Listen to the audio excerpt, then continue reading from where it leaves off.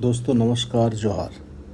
मछली पालन का देश में तेज़ी से विस्तार हो रहा है। ऐसे में कई मछली पालक चाहते हैं कि उनके पास एक फार्म हो जहां वे अपने तालाब के लिए बीज तैयार कर सकें और जब ज़रूरत हो तब संचयन कर सकें।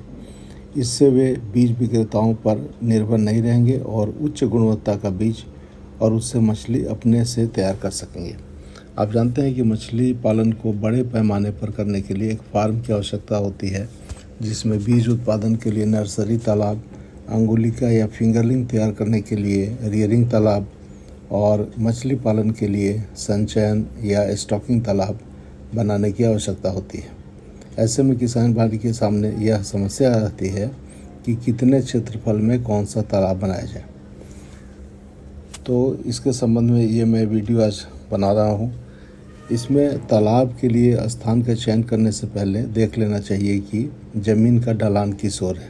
जिस ओर ज़मीन नीचे होगा संचयन तालाब उधर ही बनाना ठीक रहेगा, क्योंकि उधर पानी अधिक समय तक टिका रहेगा।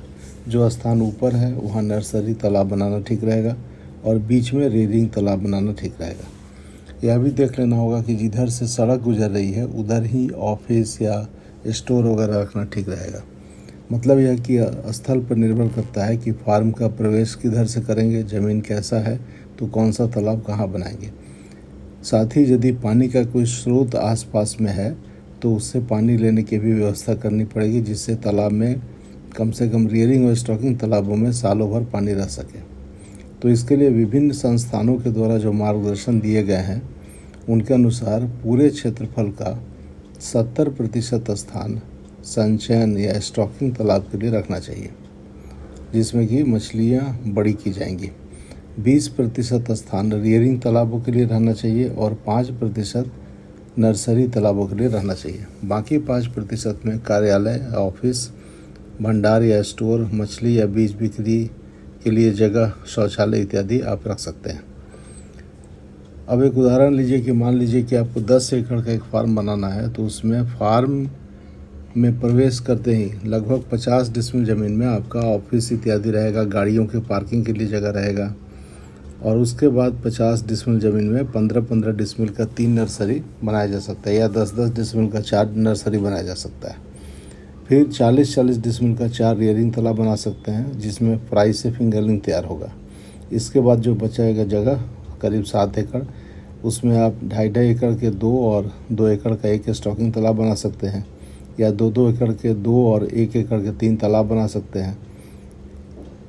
इस समय ध्यान रखना होगा कि बहुत बड़े तालाब से मछली निकालना और दवा और दाना इत्यादि देना बहुत ही कठिन होता है, इसलिए ऐसा ही तालाब बनाएं जिसको कि आप आराम से मैनेज कर सकें। तो इस प्रकार आपके फार्म पर मछली के सभी स्टेजों के लिए पर्याप्त तालाब रहेंगे और काम करने में आसानी रहेगी। ये सुझाव जो आपको दिया जा रहा है ये सिर्फ मार्गदर्शन के लिए है। फार्म का स्थान और परिस्थिति के अनुसार तालाब का आकार छोटा या बड़ा किया जा सकता है। साथ ही यह भी ध्यान रखना चाहिए कि बांध इतना चौड़ा रहे कि सभी तालाबों पर गाड़ी जा सके। जो बांध है वो भी सब मोटरेबल रहे, तो क्योंकि आपको तालाबों पर बार बार सामान पहुंचाने के लिए जाना होगा, मछली लाने के लिए जाना होगा, तो ये समस्या नहीं होनी चाहिए।